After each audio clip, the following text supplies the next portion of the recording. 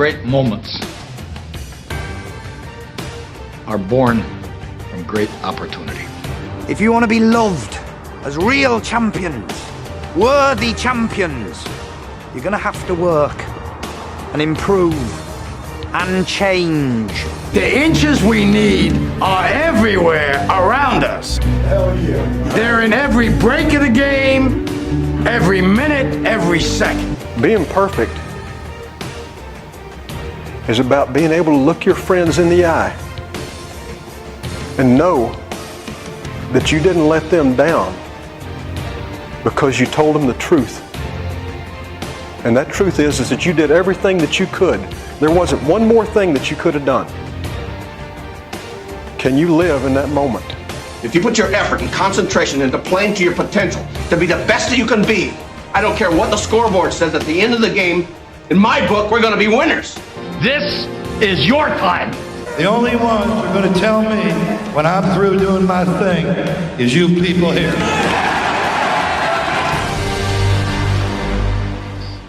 Hi once again, everybody. I'm Ed Berliner. Welcome into another edition of The Man in the Arena. We are all here, many of us as sports fans. We just can't wait to get to our teams, our games, and the athletes are the things that are special to us. Because at the end of the day, no matter what sport you watch, no matter what participatory team sport, individual sport that you are a fan of, it is the athletes, it is their effort, it is their drive, it is their passion, is the thing that really catches us, captivates us, because they become heroes. They become larger than life in many ways. And as we watch sports and watch these athletes, we never really take into effect the danger that they are placed in. And let's face it, there's a lot of danger in sports. Baseballs going over 100 miles an hour, pucks going at 90 miles an hour, bodies flying about, automobiles going over 200 miles an hour. It is all part of the danger factor. But what would happen if you were a fan of a sport, of an organized sport, and while you are watching that sport, taking your family, your friends, watching it, you watch the athletes die right in front of you. You can't stop it. You can't look away. There's no escape. But the athletes themselves, the focal point of what the sport is, die in front of you, suffer excruciating injuries, and then are executed in front of you because they can't be saved. That's a good way to put what has been happening in America for many years and what happened not long ago at Santa Anita Racetrack in California. Santa Anita Park is dealing with another horse death, the 34th since late December. CBSN LA's Jeff Nguyen has the details from the racetrack. Another dark turn for Santa Anita Park during a horse racing season that's been filled with continuous headlines. The latest tragedy happened right before the eyes of this family. They're racing fans that also own horses. 8-year-old Delilah Felix was among the witnesses. I see a horse fell down, and they took it. It was the 5th race of the day when a 3-year-old gelding named Satchel Paige broke his left ankle. Because of that, the track's vet decided to euthanize the animal. This was the 34th horse to have died at the historic Arcadia track since the day after Christmas. Some of the fatal injuries were caused by racing, while others during training sessions. The rash of deaths has led to protests calling for the end of the so-called Sport of Kings. The park did halt racing for most of March during an investigation into track conditions. Competition resumed on April 4th after the State Horse Racing Board approved a series of safety measures. In addition, Santa Anita's ownership group implemented new rules, but critics of the sport say American racehorses are given far too many drugs that may be causing their muscles to be too strong for their bones. Honestly, I don't know what's going on, but hopefully they get this straightened out, and for all the fans. I honestly feel that no matter what they change, it's still going to happen. The track says the horse will undergo a required necropsy at UC Davis. In the meantime, Santa Anita says that it will work with state regulators to investigate the cause of this fatality. In Arcadia, Jeff Nguyen for CBSN, Los Angeles. Across America, at racetracks, supported by the state governments, pushed ahead by many people who believe that it's a harmless sport. Dozens, hundreds, thousands of these athletes, these horses, these finely tuned thoroughbreds, these intelligent animals die every single day. Why? They're pushed into it. They're drugged. They're overtrained. They are a portion of the greed that permeates this sport. And the question is it even a sport worth saving at this point? I have to tell you that for this, I become emotional because I've been involved in this for many years. I covered thoroughbred racing, the Triple Crown, for many years. I was close to the trainers, the tracks, the individuals. I allowed myself to be completely whitewashed by everything that was said, but then I started to look deeper and find out what was really happening. In that report from CBS Network, those of you watching us on video, you saw a website, horseracingwrongs.com, which was held up on one of the placards. The gentleman who started horseracingwrongs.com is fighting this fight every single day. He started the animal rights blog for the Albany Times-Union in 2009. He founded Horse Racing Wrongs in 2013 that keeps track of these horses that die every single day. He has testified before the New York State Senate. He has been in many media over the years. And frankly, I'm glad that we finally have a chance to talk to him now, because the time is now to continue to address this. It is a pleasure to welcome Patrick Battuello to the Man in the Arena. Patrick, thanks so much for being here. Thank you so much for having me, Ed. I'm sorry that perhaps I might have went a little long-winded in my opening here, because usually I try to get to guests a lot faster. However, I felt the need to set this up for a number of people, because there is no doubt that we are going to be seen in this discussion by people who say, it's time for you to shut up, because it's just horses. It's just horse racing. Big deal. It's entertainment. And a horse that dies, big deal. It's just another animal. And there are those people that we're going to be speaking to who are going to say, is this really still going on? How do we stop this? The brutality that goes on every single day. So there is a massive Grand Canyon-esque gulf between the two sides that we are going to talk about here today. And I felt it important that people know I'm not a nonpartisan in this. I'm a partisan individual in this, as you are as well. But we are going to be exceptionally fair in how we look at everything today. Let me start. You started as an animal rights blogger in 2009, but why? What is it that made you decide that for 8 years now, as we do this interview, that this was important and you would dedicate so much to following this effort on horseracingwrongs.com? In short, no one else was doing it. So when I was writing the blog, I was covering all the various animal-related issues. I got to horse racing and found that there was a real dearth of information out there. I also found that no individual, no organization, not PETA, not the HSUS, was taking on this issue full bore. And so I decided to step into the void. Simple as that. I don't have a horse background. I don't have any particular interest in horse racing, or never did, other than the cursory interest around Triple Crown season. This was just a situation where there was an exploited animal, racehorses, who are not getting their just representation. So let me go back to what I said. I asked the question why when you said getting involved, because no one was doing it. Is it that no one was doing this and keeping track of it? I mean, there's a lot of it that is public information where people can see it. You basically have to file a lot of FOIA requests, Freedom of Information Act requests, to get a lot of the information. But there's a lot out there. People will say, we've known about this for a long time, Patrick. So why is it all of a sudden so important to start counting? Sure. Well, people were aware that horses occasionally break down on the track. Everyone remembers Barbaro in 2006 and 8 Bells in 2008. But no one knew the scale of the killing until we came along and started filing, as you said, those FOIA requests. We were the first to put names and dates to all these deaths. And we estimate that over 2,000 horses are killed racing or training across America every year, over 2,000. That's almost 6 each and every day. So yes, people were aware that horses broke down, but no one knew how many, and no one knew the names, frankly, outside of, again, the famous horse like an 8 Bells.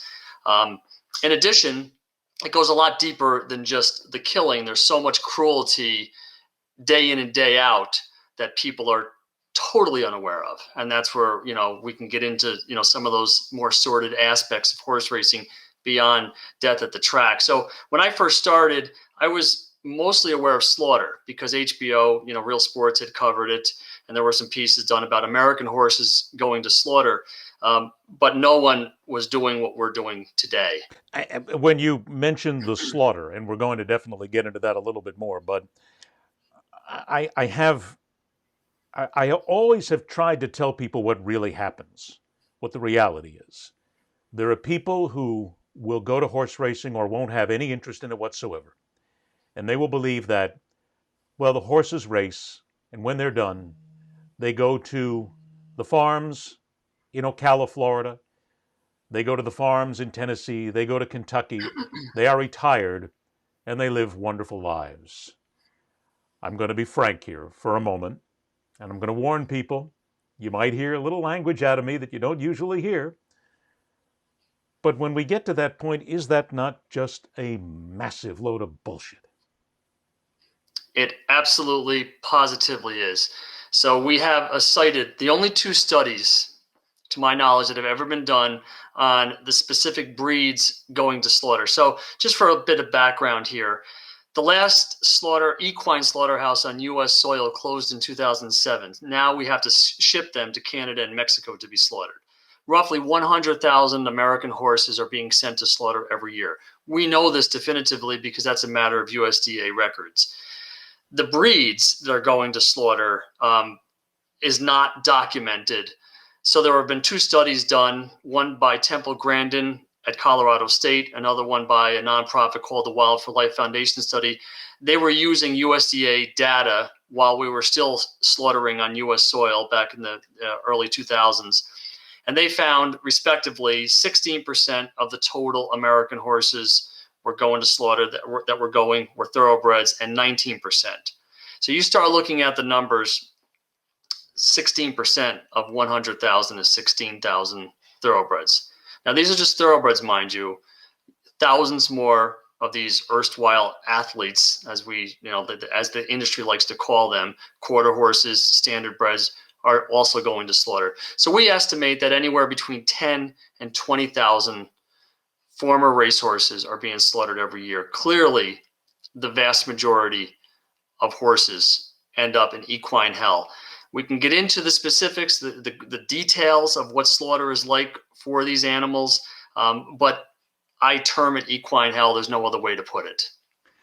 We could probably do an entire show, and again, there has been reports that have been done before. You mentioned HBO that had done it before too, that has shown the brutality and the nature of the murder of these horses simply because they no longer win, they can no longer breed, or they're simply just too old and somebody wants to cash in and catch the insurance policy and make sure they make an extra buck. But let's begin with a few things that need to catch people's eyes currently. And that's a long-form article that was in the Philadelphia Inquirer, which talks specifically about a track there and the various horses there. This is from the Inquirer on March 25th of this year. For those of you who are listening in on podcast, I'm going to read the excerpt here. Despite repeated efforts at reform, doping of horses remains a key reason why so many die in Pennsylvania and elsewhere. At a 2017 trial in a sweeping doping case, Stephanie Beatty, the former president of the Pennsylvania Horsemen's Benevolent and Protective Association. I want everybody to remember the name of that title, Protective, Benevolent, and the words that are in there, they are supposed to be protecting these animals. She says up to 98% of racehorses, including her own, were illegally drugged to block pain and increase performance. Doping in a classic vicious cycle has become ever more prevalent as owners and trainers conclude it's the only way to stay competitive in a sport rife with drugs. Do we need to stop and start right there, Patrick? Overbred, yes. But the trainers, the owners, the people involved in this sport at the ground level knowingly drug these athletes, these horses, to make sure that they don't feel pain. And then in a moment where they should pull up or not race any longer, they'll continue to race because they're pushed by a false sense of medicinal security. Clearly, drugs are a big part of the story, but I believe that there's an outsized focus on drugs in horse racing. The suggestion is that with a bit of house cleaning, this can be fixed, much like baseball during the steroid era. That is not the primary reason horses are dying at American racetracks. It is in the way they're bred. We're talking about big torsos, spindly legs, fragile ankles. Overbreeding. We're talking about overbreeding. Well, not just overbreeding, but they're bred for speed. Speed is the name of the game. So, their bodies are prone to break down. Probably the most important factor is they are thrust into intensive training at 18 months. The typical horse will not fully mature. His bones aren't done growing. His plates aren't done fusing till around 6. These horses are being put into an intensive training regimen at 18 months and raced at 2, which on the maturation chart is the rough equivalent of a first grader, just to give you an indication of what kind of bodies we're talking about here. So they're being thrust into this world, this competitive world, on unformed bodies. And then we get into the grinding of these bodies. So there have been studies done in California, because all horses who break down have to be sent for necropsies there, and other states also, where up to 90% of the catastrophically injured had pre-existing conditions, microfractures, what have you, at the breakdown site. Well, that speaks to that incessant grinding. If the horses are not racing, they're not earning. So they have to be kept training and racing, all, mind you, again, on pubescent bodies. So it's not just 2-year-olds. You'll hear a lot of reformers talk about we have to eliminate 2-year-old racing. 3-year-old, 4-year-old, even a 5-year-old horse is still a pubescent. So it's that grinding. I get necropsy reports from all over the country. Some states give me more details than others. Often I'll see horses, in the necropsy report that are suffering from chronic conditions like arthritis at the age of 3, 4 years old. So let me stop you there for a second, because, and again, sure. I know that you're not a veterinarian. I want to make that clear. Neither one of us are doctors. We just play one on TV. But right. You have the knowledge, and so do I, from having covered it, and you from having looked at it as well, as deeply as you have. The simple question would be then, if the bodies do not mature until they are 4, 5, or 6, why then does the industry force what are basically underdeveloped athletes and animals to race under incredible stresses, drugged, carrying so much weight, and be pushed and pushed and pushed, when, if they let them mature, they maybe wouldn't need as many drugs, and the horses maybe would not be as put upon medically and physically? Right. That's an excellent question, Ed. The simple answer is it would be cost prohibitive to wait until a horse is 5 or 6 in order to begin training and racing them. It's never going to happen. So this is one of the factors that I refer to as the inevitability of dead racehorses. Why death at the track has always been and will always be, regardless of what reforms come down the pike. They will never change that business model. And ultimately, this comes back to, these are commodities, things to be used and made money off of. So again, they're not going to wait. They're not going to invest thousands and thousands of dollars to wait until a horse is 5 or 6 to begin training and racing that particular horse. It's going to continue as is. And because of that, these horses will continue to die on the track. In addition, there are other factors. Again, if they're not racing, they're not earning. So it's that repetitive grinding. What happens at a racetrack bears no resemblance to what happens in nature. We often hear from the industry that horses are born to run, love to run. That's true. Again, that's not what's happening at a racetrack, where they're being forced to race with a whip-wielding human perched atop, always in a counterclockwise motion, which is not natural, to being forced to keep up with some artificial herd, again, running at this breakneck speed.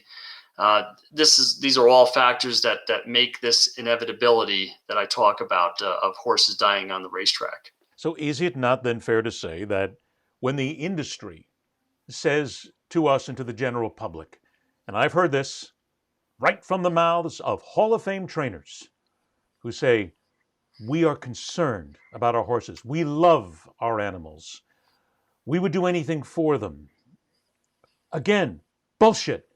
Because if that's the case, you wouldn't put them through this. Is that not just the biggest lie from the horse racing industry, who are supposed to be benevolent and protecting the animals? It is.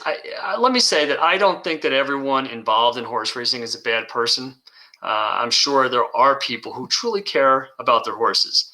But as a rule, no, these are assets. Again, things to be used, expended, and discarded when they're done, slaughter. We protest, around the country, horse racing wrongs, because we're in upstate New York. Saratoga is our home track. So when we're up there in the summertime, occasionally I will have a trainer or owner approach me, and they think they're very smug, and they'll start, telling me how much they care about their horses and willing to, bring me back and, to look at the horses and see how they're treated.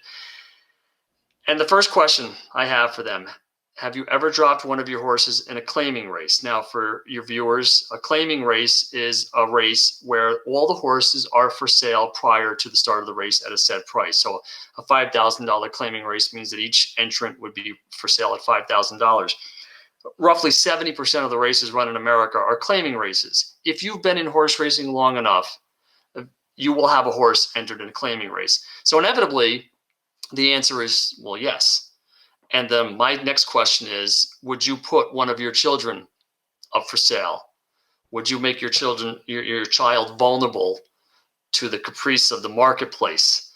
And of course, it's an absurd question, and they have no answer to it. And that's the end of the conversation. So that really is the indictment on the horse racing industry as far as them caring about these horses. They are just things to be used. Well, let's make sure that then we talk about things to be used. And you used the word commodity a little while ago, which I think we need to focus on as well. And I want to go back to that report from the Philadelphia Inquirer, where they looked at one very specific track. They looked at the Parks Racing and Casino track. And to give, again, people some perspective here, at Parks alone, 704 horses dead since 2010. In 2019, 59 died. That was twice the number the year before.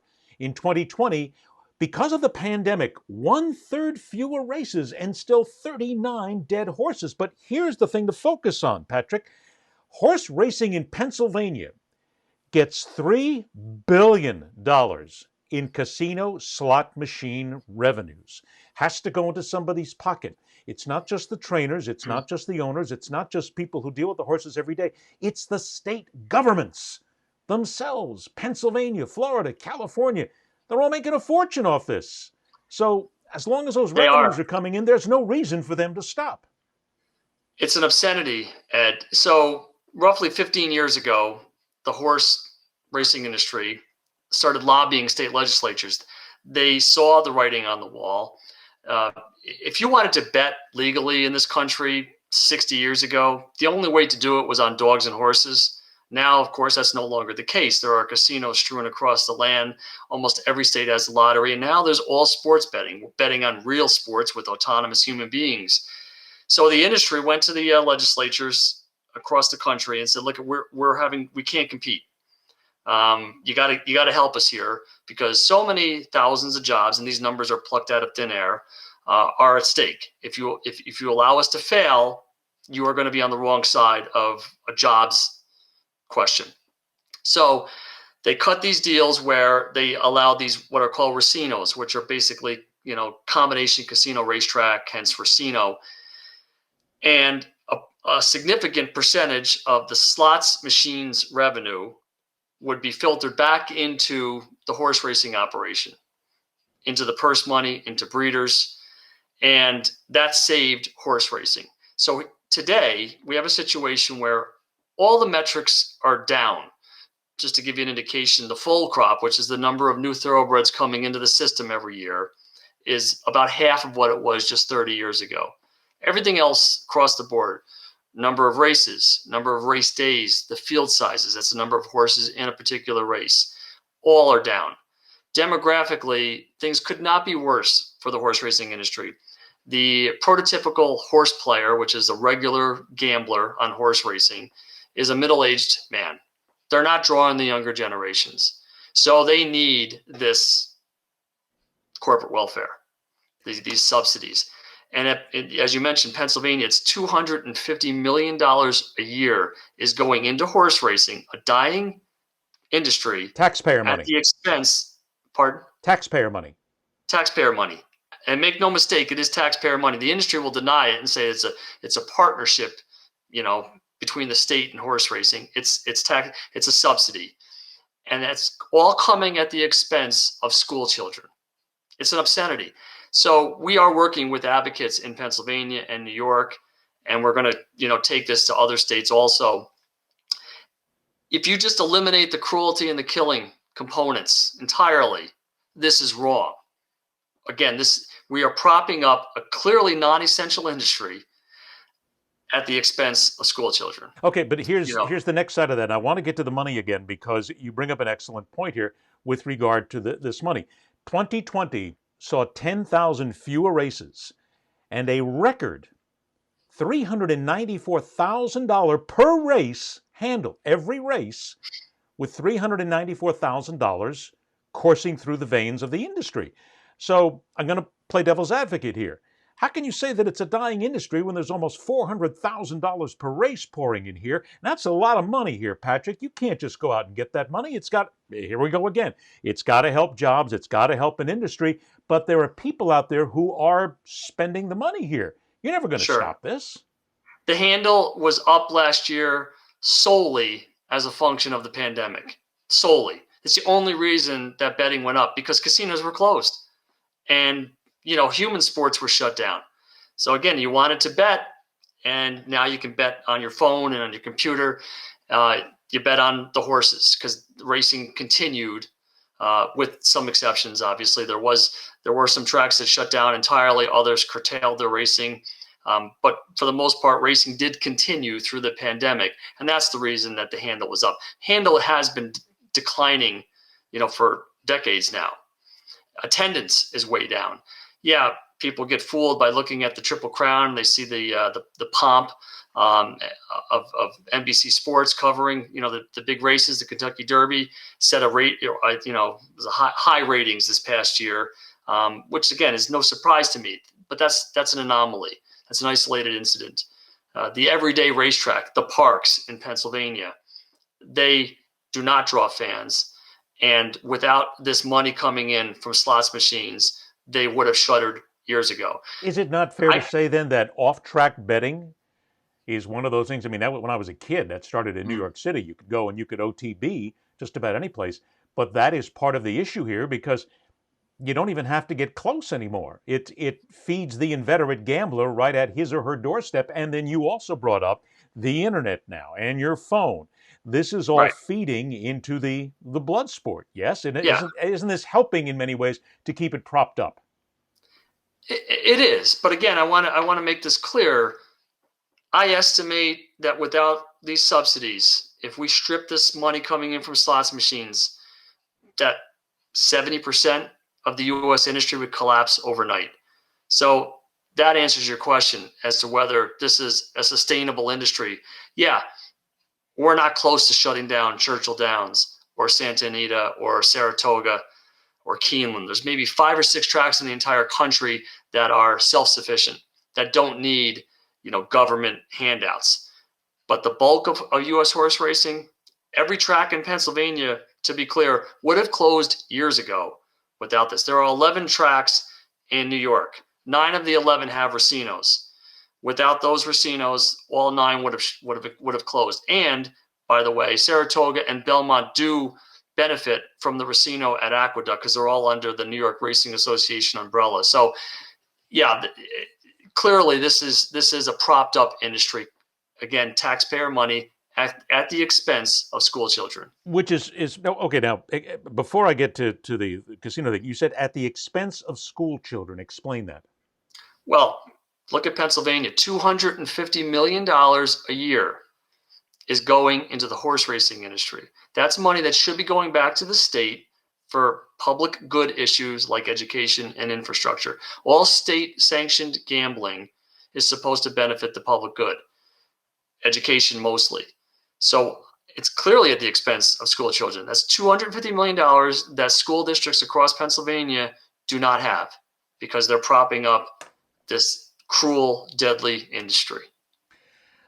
Let me talk a minute then about casinos, because I remember a time when horse tracks, and certainly my base is in Florida, so I remember a time when it was Hialeah, Gulfstream, and Calder, who were all dying on the vine, who couldn't attract people. So the big deal then was to get casinos. And you had to have horse racing in order to get a casino. And that was the big trade-off at the time in many states. Now you can get casinos without horse racing. There was a time when you had to have the two, and they had to be married together in order to get one license and the other. So then why is there not a, and I know I'm probably asking the legal question more than anything else, but why is there not a greater effort to separate the two? We're talking about you don't need one to feed the other anymore, correct? Yeah, the term is coupling, Ed. So the reverse would be decoupling, the racing from the casino gaming. And privately, track owners that have these racinos would tell you they'd be very happy getting rid of the horse racing altogether, or the dog racing, prior to that. They're making so much money on slots machines. Why do you think Churchill Downs Incorporated, which is a publicly traded company, is shutting down racetracks? They shut down Calder in Florida, and Arlington Park, which is one of those historic marquee tracks in Illinois, is running its last season, and that property is for sale. Churchill Downs is selling the property because they're making so much money on a nearby casino that they don't want to continue with the horse racing. So the money is in the slots, not the horse racing, with the exception, like I said, of just a handful of tracks. I want to talk about the tracks in here too for a minute, because I think what happens is horseracingwrongs.org puts it right there in black and white. There are the numbers. And if anybody has any questions, you'll go right there and you'll be able to see them. I think what happens is in this busy social media, we can't be bothered with anything else and everything changes within 8 seconds existence that we have. People don't stop and take in what's really happening around them. So let's do that. I want to just give an example to some people here as to the tracks themselves. This is in 2020. Gulfstream Park, which I can throw a rock at many times, 61 horses died there. 27 at Churchill Downs, 43 at Los Alamitos, Indiana Grand, 26. Charlestown in West Virginia, you never think of places like this, 46.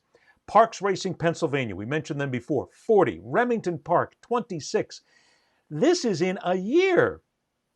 These are the number of horses that are dying. But here's the thing that I want to focus on that your website does brilliantly.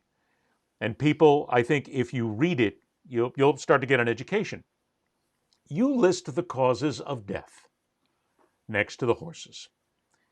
Some of the examples: multiple fractures, sudden death, heart attack, took bad steps, severe arthritis, and my favorite of all time, tragically, is the one where you have horse with a history of being found dead. That's a real reason put on a death certificate for a thoroughbred racehorse, yes?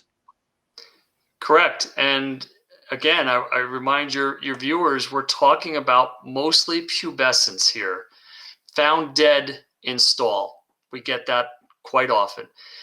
And I think it's important that people understand. I think most people would look at it and say, well, a horse breaks his leg and it's the humane thing to do is to euthanize. And in most cases, that's true.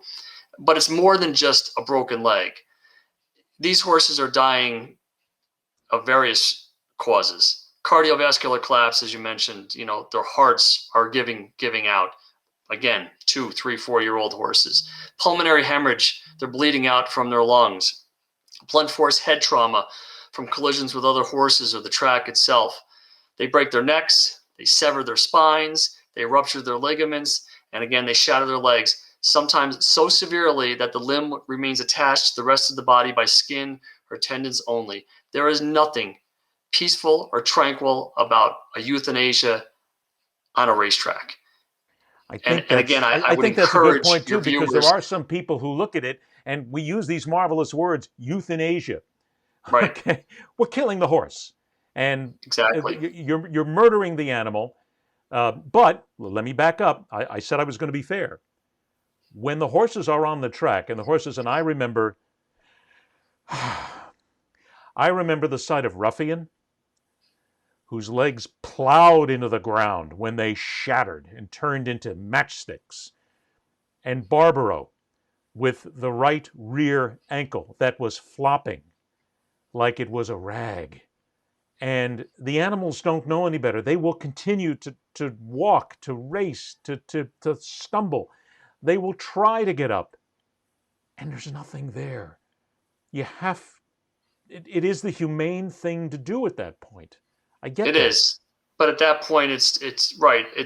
They have killed the horse by forcing that horse to do something unnatural to that horse. So, yeah, the euthanasia, comes at the end, and that is in most cases the right thing to do, because horses are not good candidates for surgery and recovery. No, you can't. You can't fix it. And I've talked to veterinarians before who tell me there's nothing you can do. It's not like you can chop off a leg at the knee, or you can fix it and go in with surgery, because these bones are so brittle and so thin that it's impossible to repair. That's true. And so they need to bear their weight evenly on all four limbs. And so when they break a leg, they start to overcompensate, and that's when they develop laminitis, and that's what ultimately killed Barbaro back in 2006 after multiple surgeries that they put that poor animal through.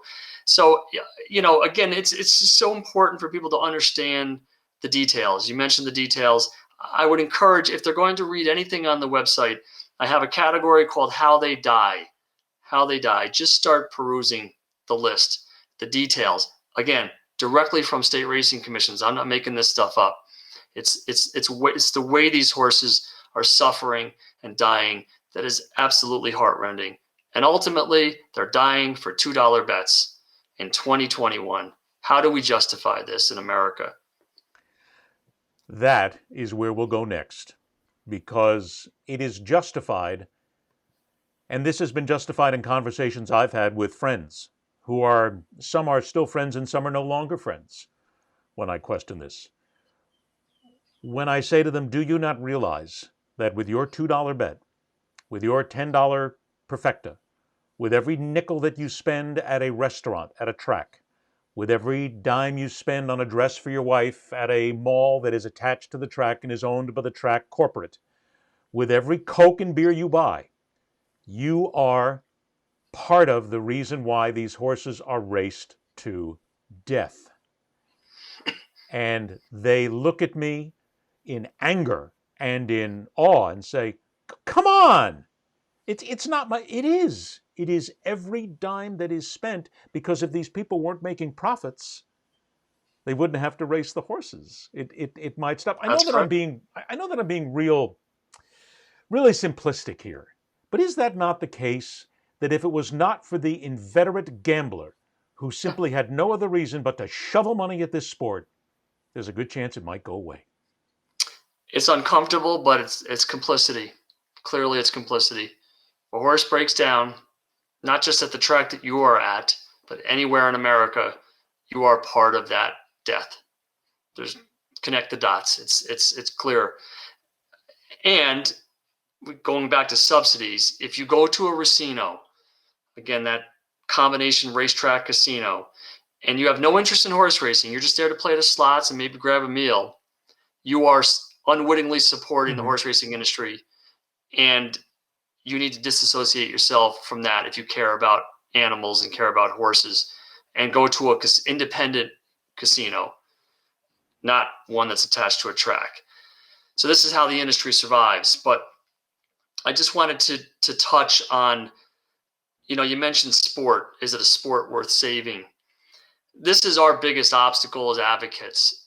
Horse racing has been sold to us Americans as a sport from birth.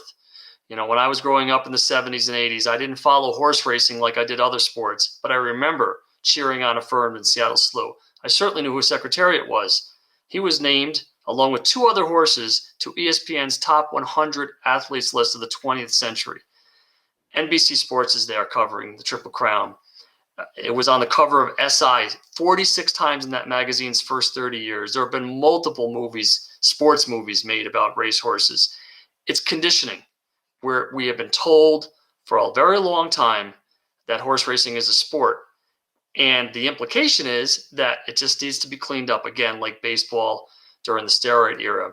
So we have to go back to the beginning and look at this for what it actually is: animal exploitation, animal cruelty, and animal killing.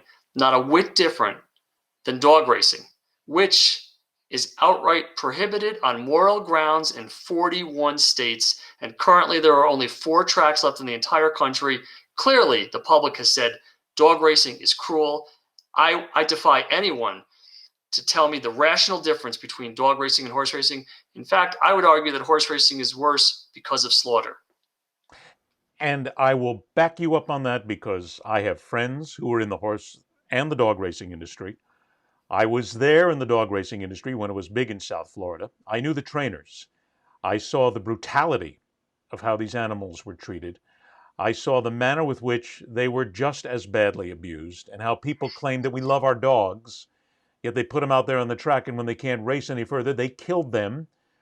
I was there when somebody killed 3 dogs, took out a gun and shot them right in the head. A trainer, he says, they don't win for me anymore. Bang, bang, bang.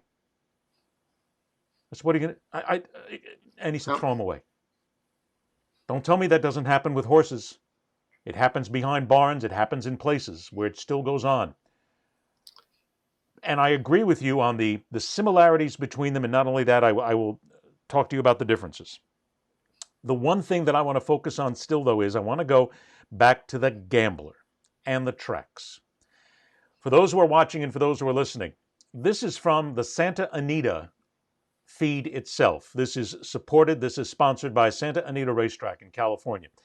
This is a handicapping session between 4 individuals, and it is done, they say, to benefit charity.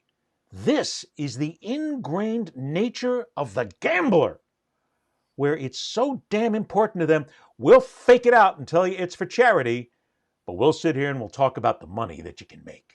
You got $100 to win. Where are you going? I'm going race 1, the tally mark, I think it is, the Karen Headley horse with Edwin on board. I liked its last race a lot. I think it's going to get a little easier lead in the last race, so I'm hoping Edwin, he's going to send, so I figure he'll get the lead.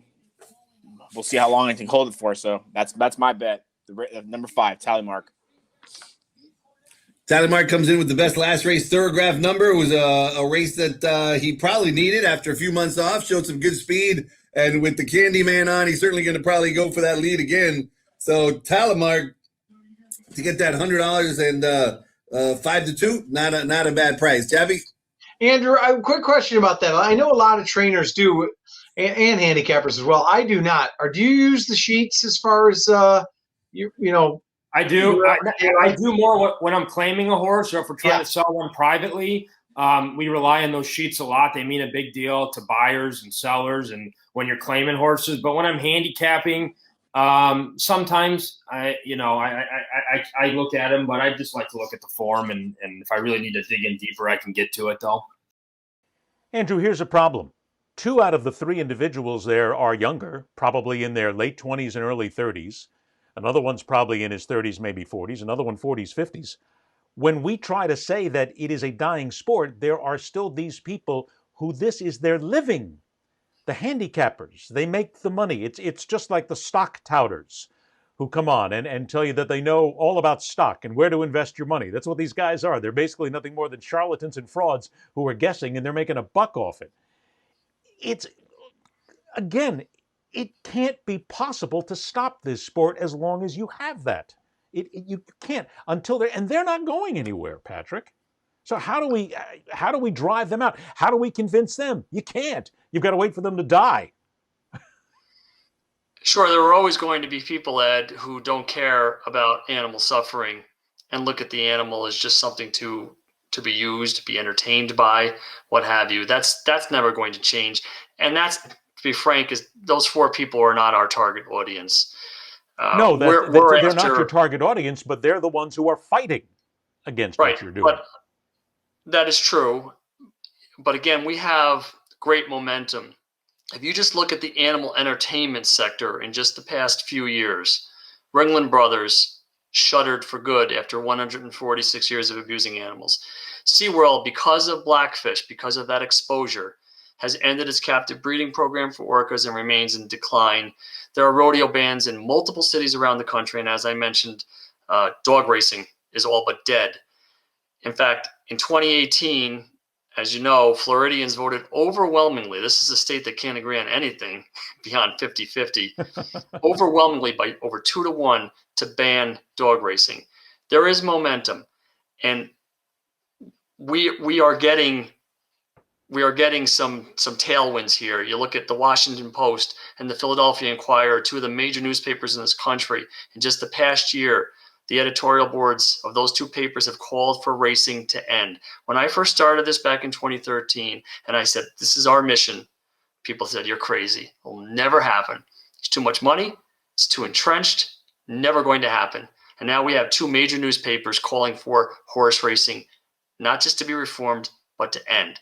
We are making progress, and we will get there. Again, those 4 individuals, that is not indicative of younger generations. Younger generations are not interested. Twofold. The reason is twofold. One, there is more competition for the gambling dollar, clearly, but also there are different sensibilities toward animal exploitation. Not to be vegan or an animal rights activist, to look at a horse race and go, what are we doing? We're still whipping horses to gamble when I can go to a casino, or now I can bet on football or baseball, consenting human beings.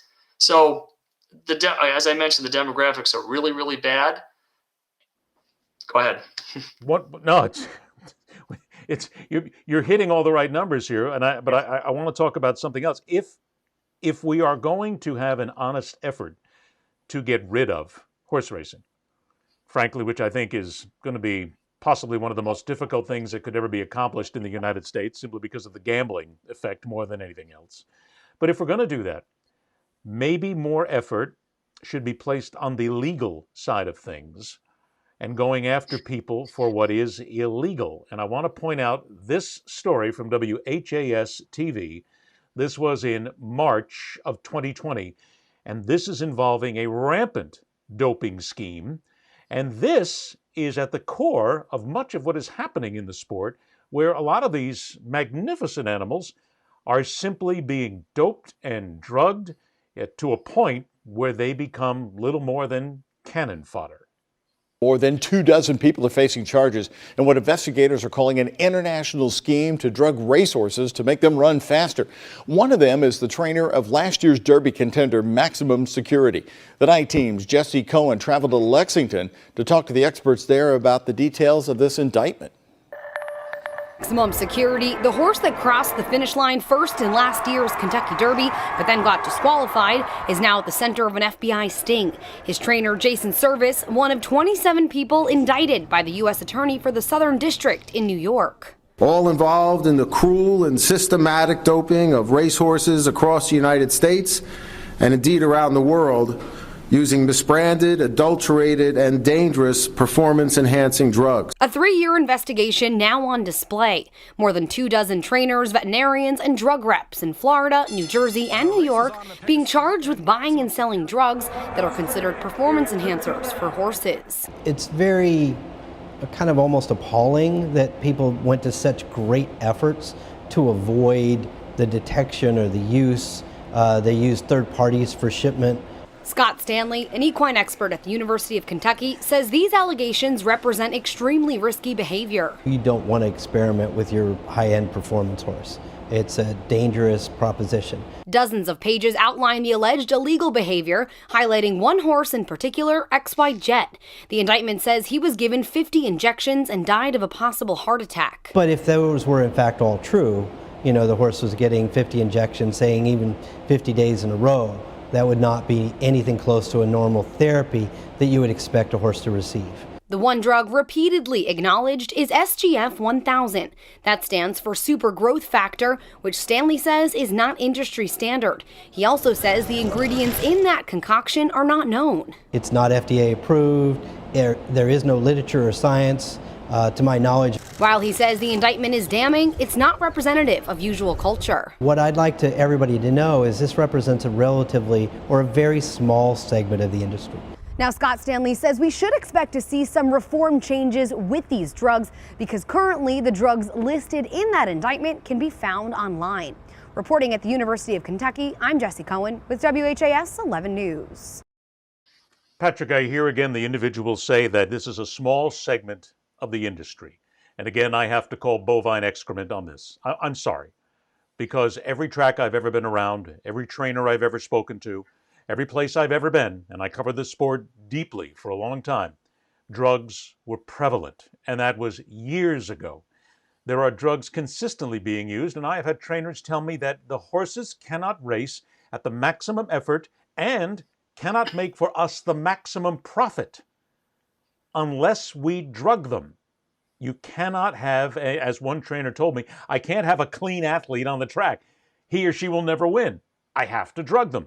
So would it not be perhaps more efficient, maybe, for the law to get involved here? The despicable veterinarians who let these things go by the board, the drug reps who are out here as they're selling human drugs and to everybody in ridiculous amounts, the trainers who are using them.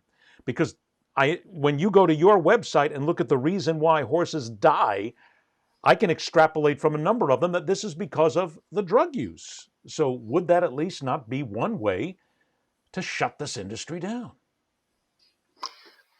I don't think so, because that investigation was initiated by the Jockey Club, which is the most powerful organization in U.S. racing. They knew they had to do something to reverse the course of the trajectory of what was happening with horse racing. And they felt like if we can, eliminate some of these dirty trainers, put a big, make a big public splash. And incidentally, that's exactly what's behind the Horse Racing Integrity Act. This is a desperate industry. So I don't think that that's the way to shut it down, because this is the industry itself, putting this information out there. Because like any other industry that is trying to hide, the horse racing industry will surrender a bunch of people as their gimmies, if you will, to the law. They'll turn a few in and look to do nothing more than turn attention away from the reality of what's going on in the industry by basically sacrificing a few bodies, correct? Right. And to your point, anyone who says that this is not indicative of the racing industry is either lying or delusional. So clearly, drugs are a big, big part of horse racing. But again, you eliminate drugs or you clean it up, horses are still going to die. Absolutely guaranteed. We've seen this in real time for the past 2 years. In the wake of Santa Anita, all kinds of safety protocols and reforms, so-called reforms, put in place, not just in California, but throughout the country, because the industry was under a red-hot, searing spotlight. And they had to do things, to make it look like they were, trying. My first question, by the way, when that was happening was, where was the zeal for the equine athlete 5 years ago? Santa Anita has averaged 50 dead horses a year going back to 2007. And it was only when the national media started covering it that they said, oh, we better do something. And they come up with these supposed reforms and safety initiatives. But that said, the killing has not abated. I came up with 950 or so dead horses last year on U.S. tracks, and it's a little bit lower than previous years only because of COVID. But the number in the aggregate has not changed in the 7 years that I've been doing this. So these reforms, look at Belmont. The New York Racing Association, which runs Belmont, Saratoga, and Aqueduct, claims it has safety protocols that are the envy of the country. Okay. And 53 horses died at Belmont last year. I just reported on the 17th death already this year at Belmont. Belmont, one of the marquee tracks in the nation. So this is all a ruse, Ed. Reform, safety, it's all a ruse.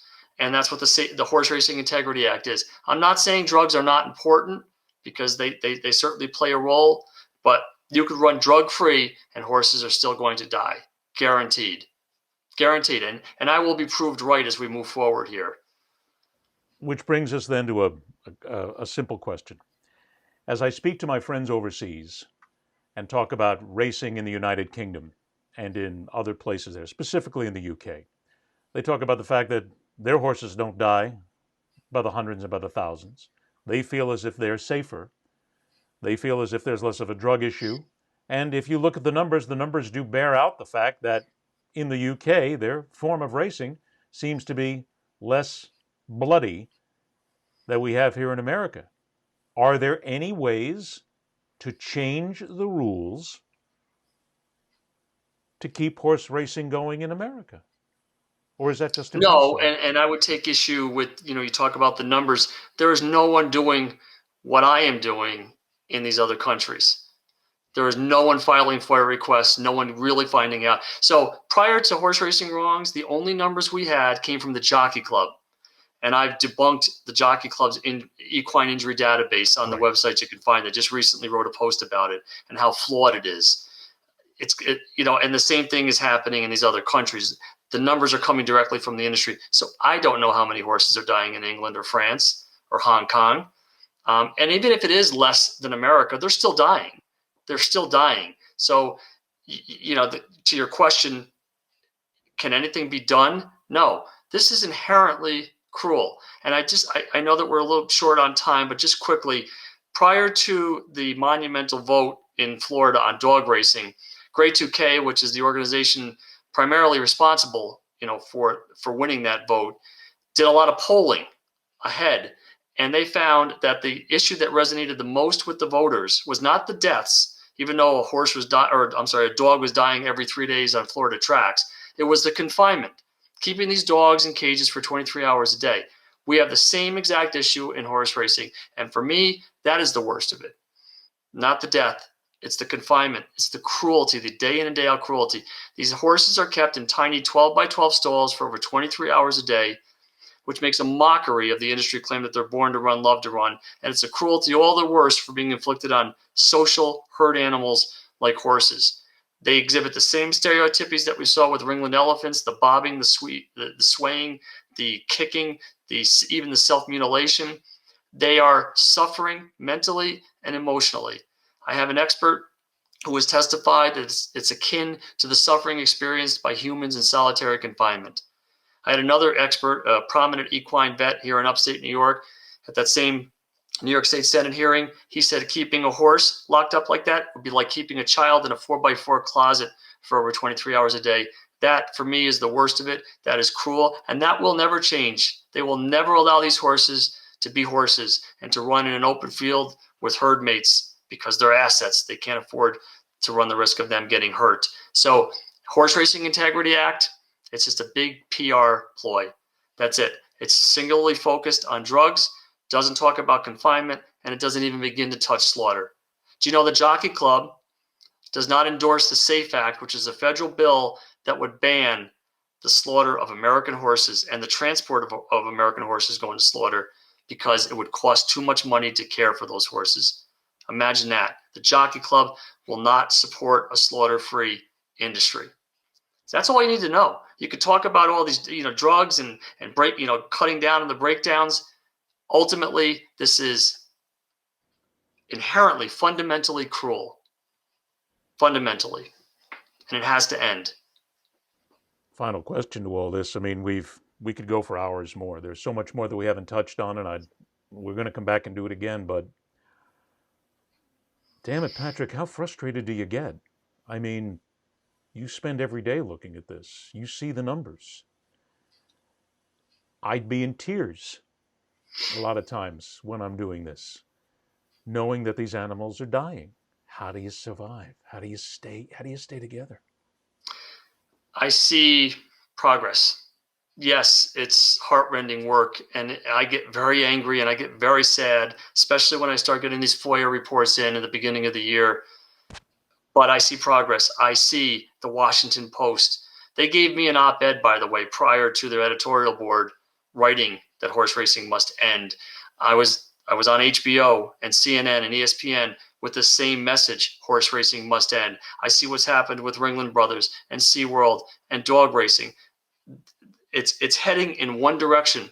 It's not coming fast enough, but we are going to get to a horse racing free United States. I have no doubt about that. So I see progress, and that's what keeps me going day in and day out.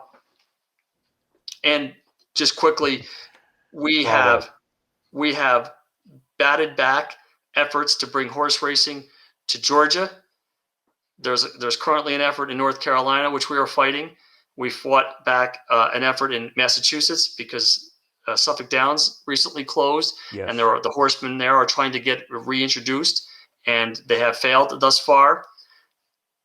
I take solace in these small victories, and I have an eye on the larger prize, and that is, again, the end of horse racing in America. All I can say is bravo. I'm on your side. Thank you. I have been there for years, and as I said, I have lost friends, people who would no longer talk to me. I have one of my oldest friends who works in the media, and he has a radio show at a racetrack every week, and we're still friends. But he knows how I feel. Good. And good for you. We don't address this when we talk. He's a wonderful human being. I love him to death. And I keep telling him in private conversation, I wish you could make a buck and not be at the racetrack. But hopefully we'll be able to do something, and hopefully this will do something. Let me remind everybody who is watching and who is listening a couple of things. First of all, the website is horseracingwrongs.org to go to. It is simple. It is a very easy read, and you will find all the information you need on a daily basis. I give you a tremendous amount of chops for what you're doing there. My goodness, all you're doing there. You can reach Patrick. It's Patrick J. Battuello, Battuello @gmail.com. This information is also on the website, by the way, so you can get him there. On social media, you can reach him on Facebook and Instagram at Horse Racing Wrongs, and on Twitter at Racing Wrongs, to keep up what is happening here. And again, I just want to leave everybody with a number. We're doing this show on the 5th of May, 2021. As we sit here right now, 103 horses have died on racetracks in America as of today. And likely as we're doing this show, another one has died, and maybe more, because it is happening as we speak. So please, if you're going to gamble, people, go play blackjack. Go to the absolutely. Go to a place that doesn't have horse racing on it, but stop using these animals as a reason to make a buck. It's a bloody sport, and it's no longer part of what we should be and who we should be. Patrick, I want to thank you so much for this. I really can't thank you enough. We have to do this again. I applaud your efforts, and please thank your wife for helping us get the show on and get everything together. And if the dog would have showed up in the background, would have been fine with me, because I'm a dog guy. That would have been fine. Yeah. So, Thank Patrick, you so much, Ed. Ed. Keep the faith and keep fighting. You got me on your side, and use this show. Show it to everybody you can, every chance you get, because absolutely, I want them to change their minds. Be well, my friend. Thanks so much. Thank you, Ed. Don't forget, look into this horseracingwrongs.org. Don't forget also, if you go to welcometothearena.com, you see every one of our shows there on YouTube. You can find it on all the major podcast platforms, every single one. Just put in my name, put in Man in the Arena, and you'll be able to download every single episode there. My thanks to Patrick. My thanks to everybody. My thanks to you also. Be part of an effort and change things for the better. We don't need to make money off horses. Let them live their lives a whole lot better. Thanks again, everybody. I'm Ed Berliner. Until we meet again, rock on, true believers. See ya. You're still here? Are you not entertained? It's over. All right, hey.